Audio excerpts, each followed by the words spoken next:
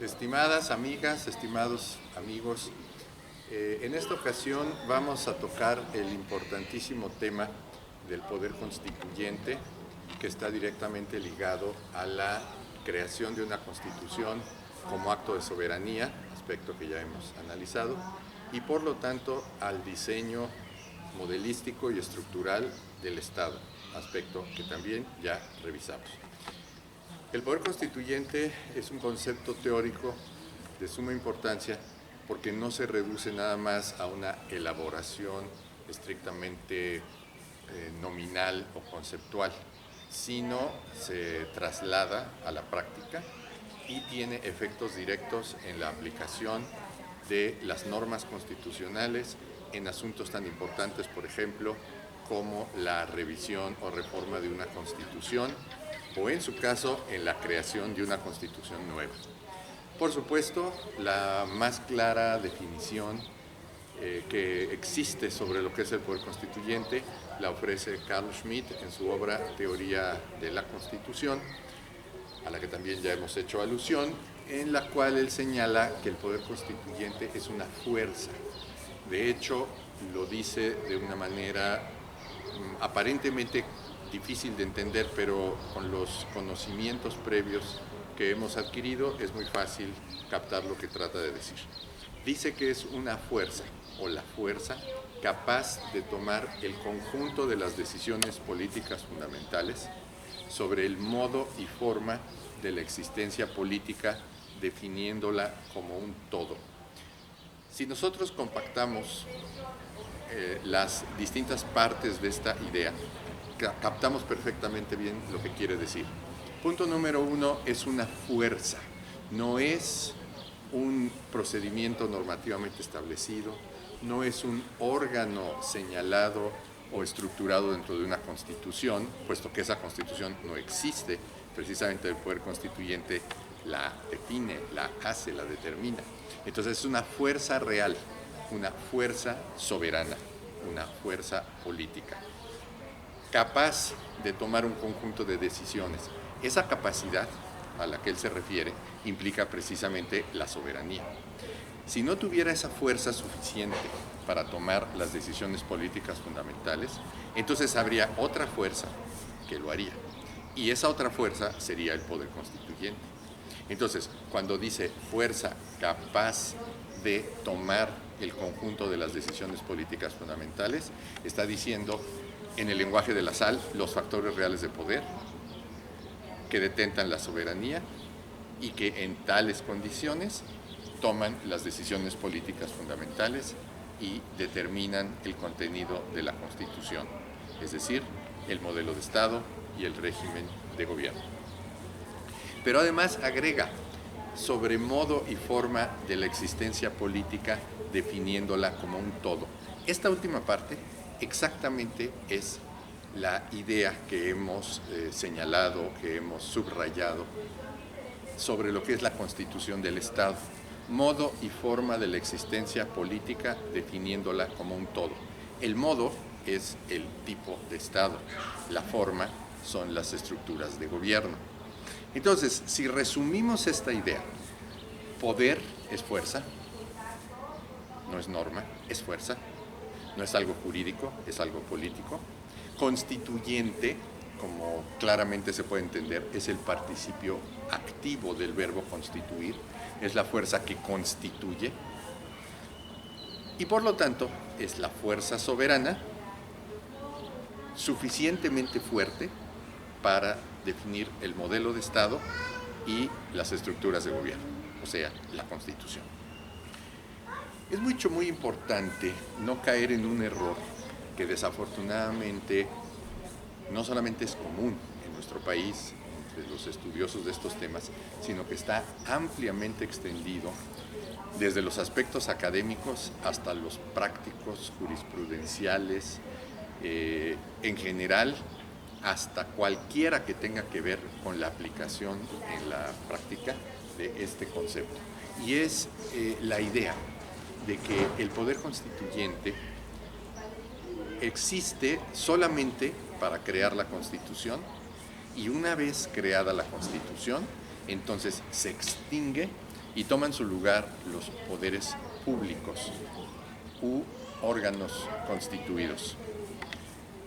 Es decir, el poder constituyente crea la Constitución, según esta teoría, por supuesto, totalmente errónea. Una vez creada la Constitución, desaparece, alguien lo desaparece, y entonces en su lugar quedan, por ejemplo, el gobierno federal, el Congreso de la Unión, los tribunales federales, y además, en esta misma línea errónea, absurda, en la que desgraciadamente se han inscrito muchísimas generaciones de abogados y de estudiosos de estos temas en nuestro país. Ahorita veremos quién es el culpable directo de estas ideas y cómo pueden ustedes constatarlo en la fuente que les voy a dar. Este conjunto de planteamientos que integran esta teoría del poder constituyente que manejamos en nuestro país indebidamente, termina con uno más que es quizás de los peores, de los más absurdos que he escuchado en mi vida en materia constitucional, y es el que aquí se denomina el poder constituyente permanente. Este poder constituyente permanente se supone, para quienes consideran que existe, que se encuentra establecido en el artículo 135 de nuestra Constitución de 1917, que, como sabemos, contiene el procedimiento para su modificación, para ser reformada o adicionada, como dice el texto de este precepto.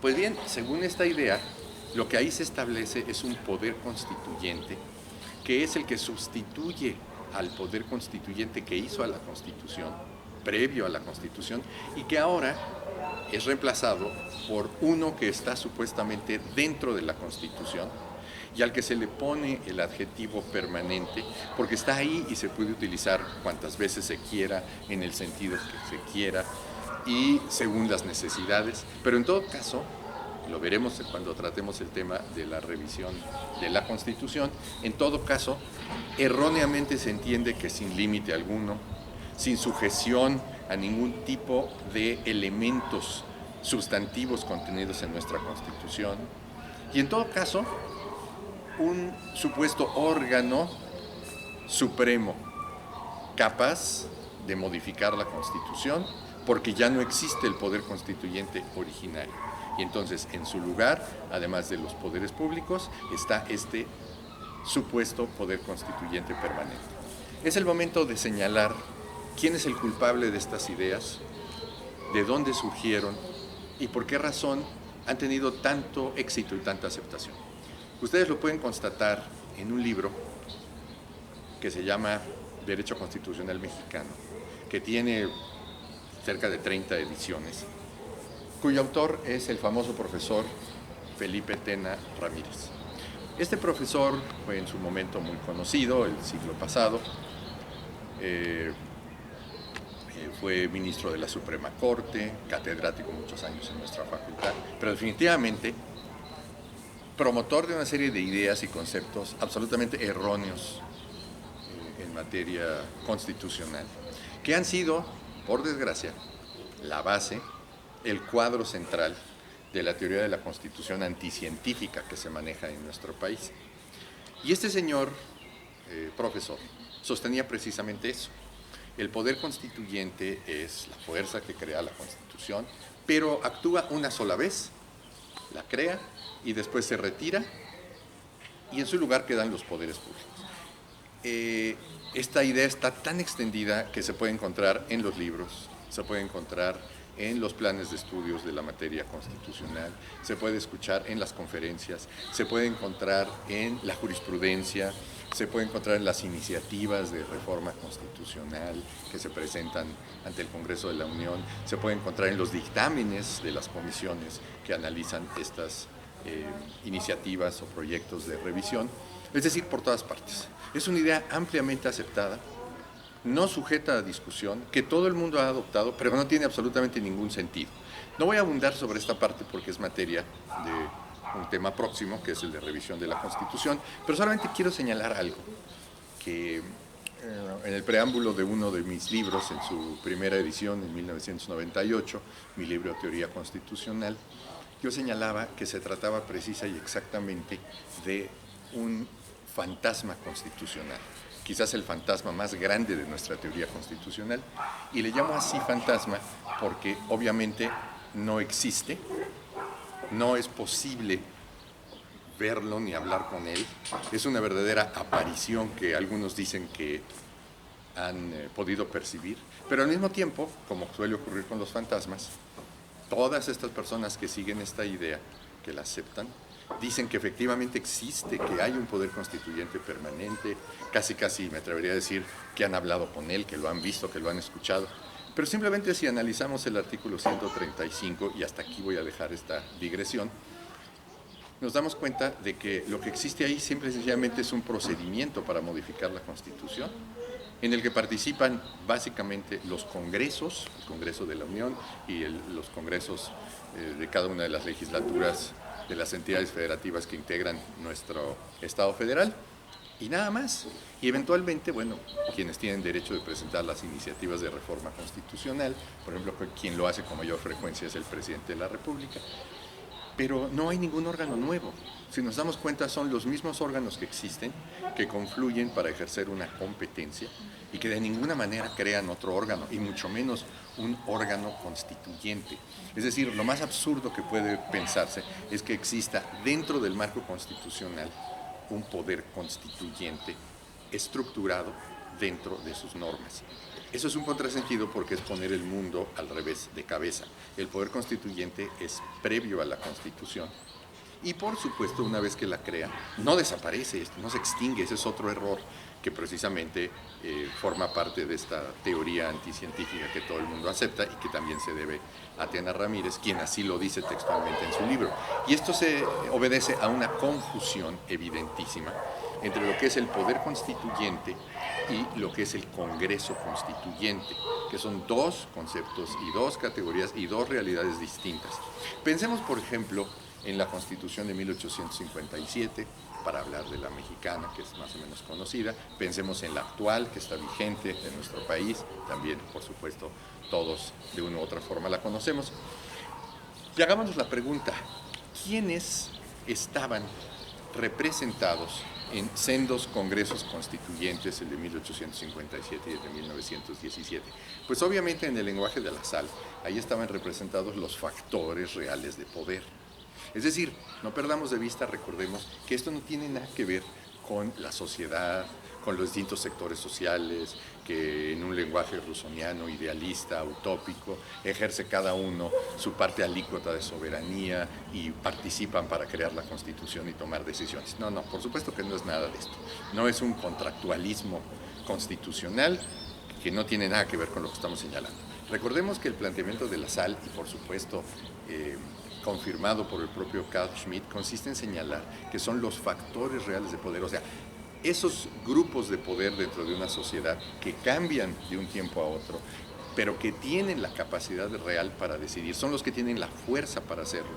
En algún momento fue un solo individuo, un monarca absoluto, en otro momento, en el siglo XIX, como lo hemos visto, fue una clase social, por ejemplo, la burguesía que detentaba el poder económico. En el siglo XX fueron ya distintos factores de poder claramente diferenciados, sin que esto signifique que en el siglo XIX no hubiera otros factores de poder, pero el predominante, el preponderante, era esa clase económicamente poderosa. En cambio, si regresamos, por ejemplo, a la Constitución de 1857, cuando se hizo, pues ¿qué teníamos en el Congreso Constituyente? Teníamos clases medias, teníamos a la Iglesia, teníamos al sector económicamente poderoso desde el punto de vista de su capacidad real para decidir, teníamos a los militares, pero por ejemplo no teníamos obreros ni campesinos organizados, cosa que sí ocurrió en 1917. Y entonces vemos una diferencia clarísima entre una y otra constituciones y nos damos cuenta que en 1857 no encontramos derechos sociales en nuestra Constitución, pero no porque no estuvieran de moda, no porque a los juristas se les olvidó, sino, como lo hemos reiterado muchas veces, sencillamente porque obreros y campesinos no eran un factor real de poder, no tenían poder suficiente para hacer prevalecer, por lo menos hasta cierto punto, sus intereses, cosa que sí ocurrió en 1917. En todo caso, lo que está presente en el Congreso Constituyente son, por supuesto, representantes de esos factores reales de poder, es decir, diputados constituyentes de cada uno de esos factores que tienen fuerza suficiente para estar ahí presentes.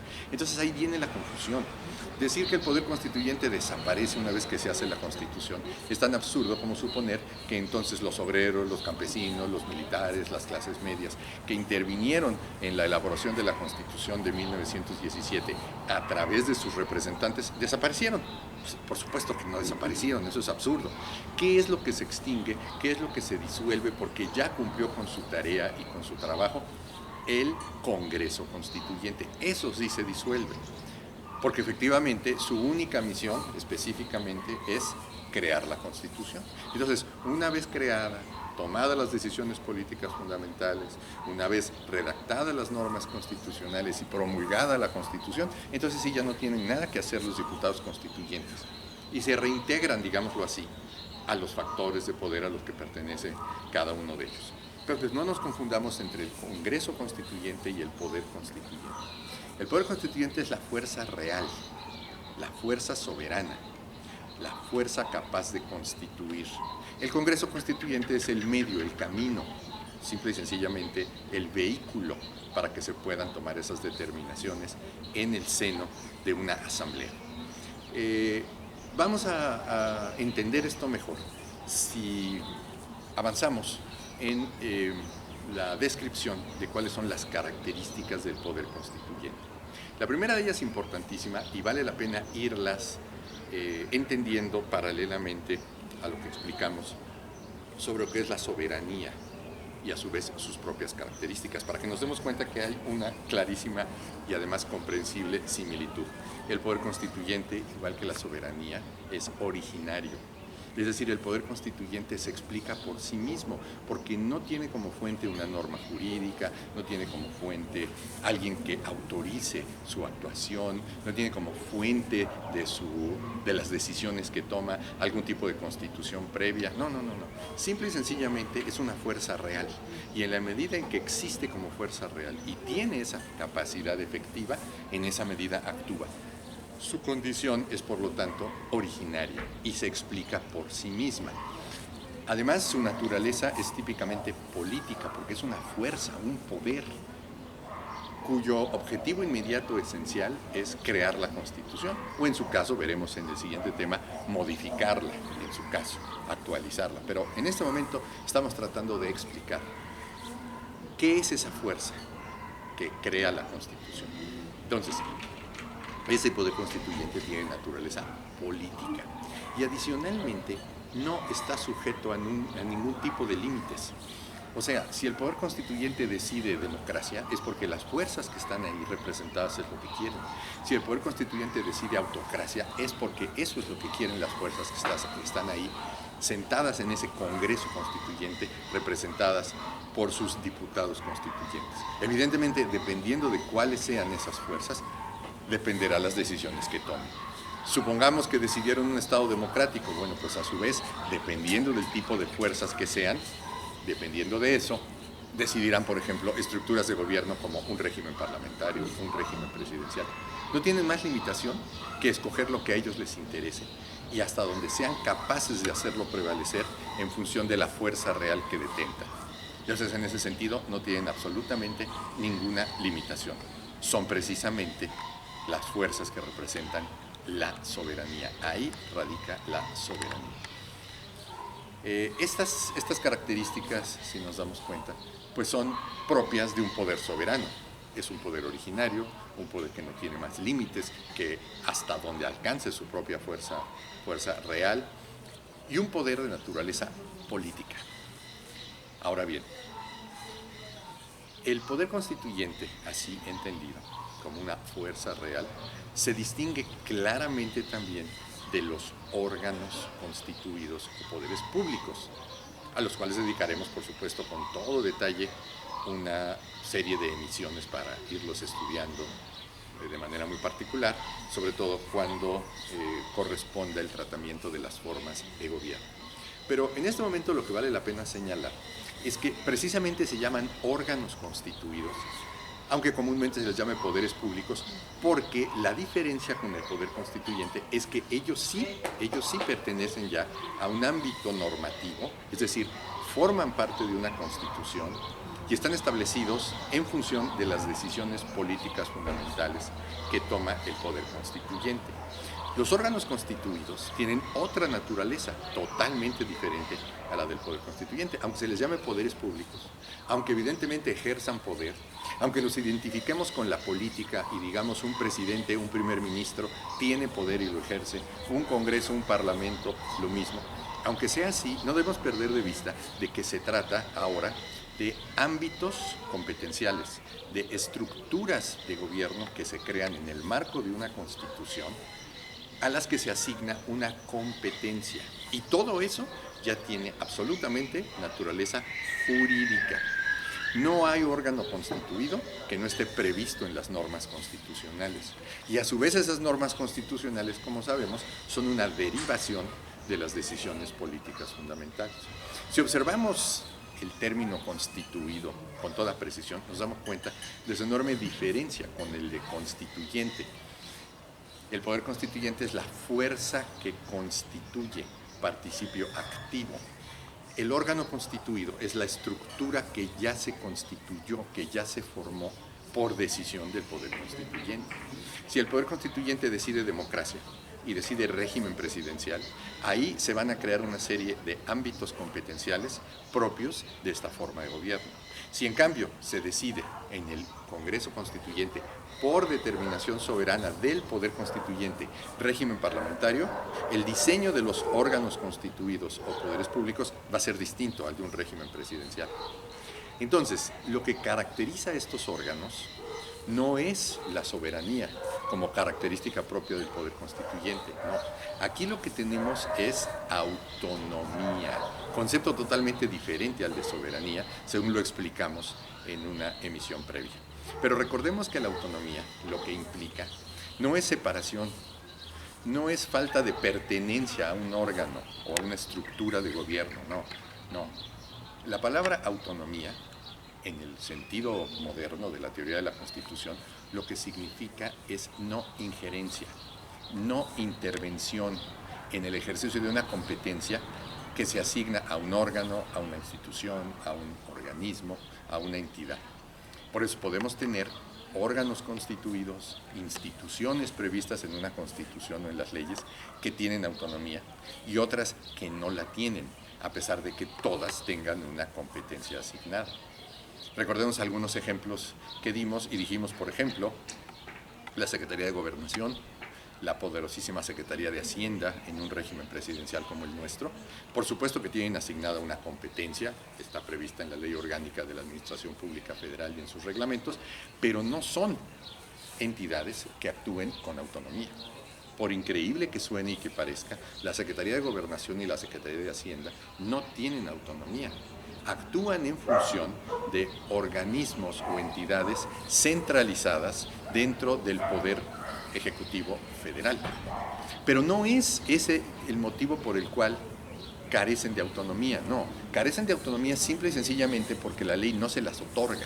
La autonomía es por definición algo jurídico, no hay autonomía que no esté asignada, determinada, consentida por las normas jurídicas. Y como explicamos también en su momento, recordemos que la competencia es precisamente la medida de la autonomía, el contenido de la autonomía. La autonomía es un modo de actuar, un modo de hacer, un modo de ejercer una competencia. Y ese modo implica que las decisiones que tome el órgano o la institución autónoma en ejercicio de su competencia no pueden ser en absoluto contradichas, invadidas, modificadas por ninguna otra entidad, órgano o institución. Es decir, no injerencia, no intervención. Eso es lo que significa autonomía. Pero, ¿qué es lo que se hace de manera autónoma? Eso nos lo dice la competencia. Entonces, así como la UNAM, por ejemplo, tiene una competencia y la tiene, por ejemplo, la Secretaría de Economía, la diferencia entre otras, no solamente en cuanto a lo que hace la UNAM, que es totalmente distinto a lo que hace la Secretaría de Economía, es decir, las atribuciones, las facultades es la competencia que ejerce cada una de estas instituciones. No solamente son distintas, obviamente, sino que otra diferencia es cómo lo hacen, cómo ejercen esa competencia. La UNAM la ejerce de manera autónoma, sin injerencia de ninguna otra institución. La Secretaría de Economía no, porque forma parte del órgano centralizado de gobierno que es el Poder Ejecutivo Federal. Pero insisto, no nos perdamos en la idea de que formar parte de una estructura u órgano constituido implica por eso falta de autonomía. No, porque tenemos, por ejemplo, en la propia estructura del Poder Ejecutivo Federal y de cualquier Poder Ejecutivo de las entidades federativas, tenemos a los llamados organismos descentralizados, que integran, entre otros, el ámbito paraestatal de la administración pública. Por ejemplo, a nivel federal, Pemex, el IMSS, el ISSSTE, la propia UNAM, que ya señalamos. Bueno, pues todos esos organismos forman parte del Poder Ejecutivo Federal y aunque formen parte de él, tienen autonomía. Alguien dirá, ¿pero cómo es eso posible? Claro, porque autonomía es no injerencia. No tiene que ver con pertenencia estructural o no. Es no injerencia, no intervención. Entonces, la competencia es la que hace variar el contenido de la autonomía. Obviamente no es lo mismo la competencia del ISSSTE que la competencia de la UNAM, la competencia de Pemex que la competencia de un ayuntamiento, por supuesto que no. Pero esa variación no significa que carezcan de autonomía esas distintas entidades mencionadas, y la tienen porque se las asigna la Constitución o las leyes. En todo caso, los órganos constituidos, igual que los organismos constitucionales autónomos, asunto que también trataremos en una próxima emisión, porque sobre esto hay muchas dudas igualmente, y se piensa que hay una diferencia constitucional enorme, casi como dos especies distintas entre lo que es un órgano constituido tradicionalmente entendido como el Ejecutivo, el Legislativo, y un organismo constitucional autónomo, como les llama nuestra Constitución, como podría ser el INAI, el INE o cualquier otro. Se piensa que hay una enorme diferencia, que son especies totalmente distintas. No. Vamos a demostrar en una próxima emisión que corresponden exactamente a lo mismo. Son órganos, estructuras, instituciones, ámbitos competenciales previstos en la Constitución que tienen asignada una competencia que ejercen de manera autónoma. Es decir, el INE tiene una competencia autónoma, como el Congreso de la Unión tiene una competencia que ejerce con autonomía. Y alguien dirá, no, eso no es posible admitirlo, porque precisamente los poderes públicos son órganos de soberanía. Ahí está otro garrafal error, verdaderamente garrafal, de nuestra teoría de la Constitución anticientífica que se maneja en México desafortunadamente. Los poderes públicos u órganos constituidos tradicionales, como los conocemos, ejecutivo, legislativo, judicial, sean los federales o los locales, no son órganos de soberanía. Esto es muy importante que se entienda. No, es un contrasentido hablar de órganos constituidos y al mismo tiempo asignarles el atributo, la condición de soberanos. Eso no puede ser. Yo sé que alguien podrá decir, ¿cómo no puede ser si está previsto en nuestra propia Constitución? Si leemos los artículos 39, 40 y 41, claramente ahí se señala que la soberanía nacional reside en el pueblo, que el pueblo ejerce esa soberanía por medio de los poderes de la Unión, los federales, y por los de los estados en lo que toca a sus competencias locales, y que además cada uno de esos poderes de los estados ejerce ese ámbito de soberanía que le corresponde con base en su propia Constitución y sus leyes, contenidos en lo que respecta a lo que estamos tratando, que podemos encontrar en los artículos 39, 40 y 41. Evidentemente, ese es un uso, un tratamiento totalmente equivocado de la terminología constitucional, totalmente equivocado. El hecho de que una norma diga que el pueblo ejerce su soberanía por medio de los poderes de la Unión, no quiere decir que entonces esos poderes u órganos constituidos son soberanos, no. Simplemente lo que se está diciendo es que por decisión soberana del pueblo, se crea una constitución con determinadas estructuras de gobierno, con base en un determinado modelo de Estado, y entonces cada una de esas estructuras implica un ámbito competencial encabezado por un órgano que ejerce una competencia de manera autónoma. Si a eso se le quiere llamar una parte de la soberanía que ejerce el pueblo a través de esos órganos, pues es una manera bastante retórica de decir las cosas, porque en el fondo lo que se está haciendo es crear ámbitos normativamente estructurados. Eso ya no tiene nada que ver con la soberanía, no, eso ya tiene que ver con la autonomía. tan no son órganos soberanos, a pesar de que estemos acostumbrados a decirles así, en muchísimas ocasiones lo podemos escuchar, que no podemos partir del supuesto de que el Congreso de la Unión puede decidir lo que quiera soberanamente, de que el Ejecutivo Federal puede tomar las decisiones que mejor le parezcan soberanamente, o que los tribunales federales pueden decidir como quieran para resolver los asuntos materia de los juicios de los que se encargan soberanamente. Esto implicaría que todos esos órganos, los federales y los locales a los que supuestamente se les asigna la condición de soberanos, no tuvieran límites. Eso es absurdo. Por definición, simplemente el principio de legalidad, simplemente la distribución de competencias como base o parte del modelo de Estado de derecho, democrático, social de derecho, simplemente esos elementos inmediatamente nos abren los ojos sobre el error conceptual y práctico de aplicación de estas ideas. Si fueran órganos soberanos, no podrían estar simultáneamente sujetos a una competencia delimitada por las normas, la cual, si no respetan, automáticamente implica que sus actos son anticonstitucionales o también simultáneamente ilegales. Entonces, ¿cómo van a ser ilegales, anticonstitucionales, actos de un órgano soberano? Eso no tiene ningún sentido. De manera que cuando escuchamos expresiones tan comunes como comparezco ante esta soberanía, sea hablando del Congreso de la Unión, de alguna de sus cámaras o de un Congreso local, pues son frases, llamémosle formales, solemnes, en muchos sentidos ceremoniales, pero que no corresponden a lo que se está diciendo. No hay soberanía en el Congreso. Pero ¿cómo no va a haber soberanía si en el Congreso de la Unión están los representantes del pueblo? Sí, los representantes del pueblo para el ejercicio de determinadas atribuciones, que son precisamente las que integran su competencia.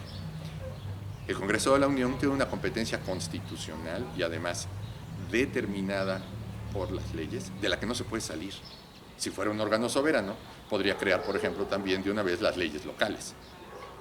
¿Cómo podríamos limitar a un órgano soberano en el que están los representantes del pueblo si de verdad fuera soberano? Eso no tiene sentido. Simplemente comparemos. Un Congreso Constituyente no tiene limitación alguna. Si decide un contenido determinado de un precepto constitucional y después lo cambia antes de que se promulgue la Constitución o decide otro, si toma una determinación relativa al modelo de Estado y después la cambia, ejemplo, que sea un Estado laico y después decide que no, que haya una religión oficial, nadie puede objetarlo desde el punto de vista de que esté saliéndose de su competencia, de que esté excediéndose en las decisiones que toma, precisamente porque ahí sí estamos en presencia de un poder soberano, el poder constituyente. Pero simplemente pensemos en que el gobierno federal, los tribunales federales, el Congreso de la Unión tomaran determinaciones que no estuvieran sustentadas en su propia competencia, automáticamente serían determinaciones contrarias a la Constitución, anulables a través de cualquiera de los medios de control de la constitucionalidad y consecuentemente no podríamos en lo mínimo hablar de la existencia de órganos soberanos que están tomando decisiones en ejercicio de su soberanía, aunque estén ahí los representantes del pueblo. Los representantes del pueblo que están en el Congreso de la Unión, que están en los congresos locales, los gobernadores, el presidente de la República, que también representan la voluntad ciudadana, lo hacen para determinados efectos, es decir, dentro de un ámbito competencial del que no se pueden salir. Por eso son órganos constituidos, ya integrados, ya diseñados. Entonces, las características de un órgano constituido nos hacen entender perfectamente que son lo opuesto, digámoslo así, al poder constituyente. Un órgano constituido, que es esa esfera competencial que se diseña dentro del marco constitucional, en función del modelo de Estado y de la forma de gobierno que se haya seleccionado, encabezada por un órgano que es el encargado de ejercer esa competencia, con independencia de cómo se desarrolle y cómo se organice estructuralmente. Ese ámbito competencial que se crea tiene asignado un determinado número de atribuciones, un determinado número de facultades.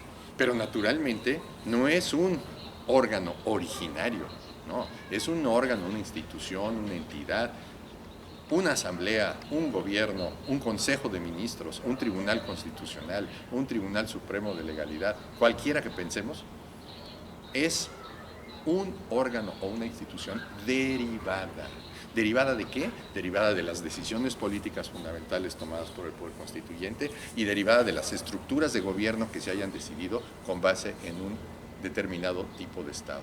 Por lo tanto, un órgano constituido no se explica por sí mismo, es decir, no decimos existe una Cámara de Senadores, existe un Parlamento, sencillamente porque quisieron que existiera sus respectivos integrantes. No, existe en función directa de las normas constitucionales, del régimen de gobierno, del régimen político que se decidió en el Congreso Constituyente por determinación soberana del Poder Constituyente. Entonces no se explica por sí mismo. Su naturaleza es, por supuesto, claramente jurídica. No hay competencia que no esté determinada por las leyes. No hay autonomía que no sea concedida por las leyes. No hay un ámbito de atribuciones, un ámbito de facultades asignado a un órgano que no esté señalado en las normas constitucionales y desarrollado en las leyes. Consecuentemente, su naturaleza es básicamente jurídica y por lo tanto está sujeto por definición a límites. Esto hay que subrayarlo, esto hay que entenderlo claramente, porque además de que desmiente la idea de que se trata de órganos de soberanía, deja abierta la puerta para entender mejor el tema de la revisión de la Constitución. En su momento lo veremos, pero es muy importante tomar en cuenta que no hay absolutamente ningún órgano constituido o poder público considerado individualmente o bien considerado en conjunto con todos los demás que carezca de límites jurídicos, constitucionales, perfectamente establecidos. A un grado tal que, si no encontráramos una competencia asignada, una atribución asignada a algún órgano constituido, si buscáramos por todas partes quién puede realizar determinada acción, quién puede tomar determinada decisión, cuál órgano es el que está facultado para hacerlo, y no encontráramos el fundamento jurídico, constitucional, legal, asignado a alguno para que pudiera actuar, sencillamente nadie tendría competencia para hacerlo, nadie.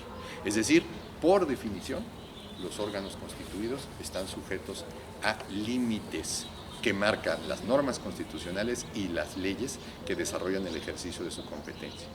Por eso otro gravísimo error también atribuible a la teoría de la Constitución anticientífica que se maneja en nuestro país, esa idea de que la soberanía se puede entender como la suma de las competencias. Todas las competencias consideradas una en adición a la otra, hasta llegar al conjunto de todas ellas, lo cual nos explicaría lo que es la soberanía. Si nos damos cuenta, esto precisamente deriva de la idea errónea de que se trata de órganos de soberanía, de que los poderes públicos tienen la soberanía asignada y la ejercen, por lo cual la suma de lo que hace cada uno de ellos, de su competencia, nos diría qué cosa es la soberanía, la suma de las competencias. Absurdo por completo. Estamos hablando de dos ámbitos totalmente distintos. El ámbito de la soberanía es el mismo ámbito en el que explicamos la esencia de la Constitución, la esencia del Estado, es decir, de naturaleza política. El ámbito de los órganos constituidos es de naturaleza jurídica, es el ámbito al que pertenece la autonomía, el ámbito al que pertenece toda la estructura de gobierno, el régimen político creada en el marco de la Constitución. Entonces es falso que la suma de las competencias equivalga a la soberanía. Hay una parte, por supuesto, de la soberanía que no puede ejercerse por los órganos constituidos por la simple y sencilla razón de que únicamente corresponde al Poder Constituyente. Y esa es, por ejemplo, la creación de una Constitución nueva, la modificación de la esencia constitucional, el modelo de Estado o el régimen de gobierno, aspectos que analizaremos más adelante precisamente con base en el derecho comparado, como lo hemos hecho en otros temas. En suma, no puede haber jamás la idea de que la soberanía puede ejercerse en todos sus ámbitos, en todos sus aspectos, en todas sus modalidades a través de los órganos constituidos. Por supuesto que no. Por eso, insisto, nunca podremos decir que la suma de las competencias es la soberanía. Son dos ámbitos totalmente distintos. Entonces, en conclusión, el poder constituyente no se debe confundir con el Congreso Constituyente. El poder constituyente es la fuerza que determina la Constitución, fuerza soberana, la Constitución es un acto de soberanía. y ese poder constituyente decide el modelo de Estado y las estructuras de gobierno. No confundirlo con el Congreso Constituyente, que es simplemente la asamblea en la que se toman ordenadamente, conforme a ciertos procedimientos que ahí mismo se determinan, esas decisiones políticas fundamentales y se redactan las normas constitucionales, o sea, el texto constitucional. Y los órganos constituidos son una consecuencia de todo eso. Son esferas competenciales asignadas a órganos o instituciones dentro del marco constitucional que ejercen determinadas atribuciones, determinadas facultades, limitadas siempre y de manera autónoma.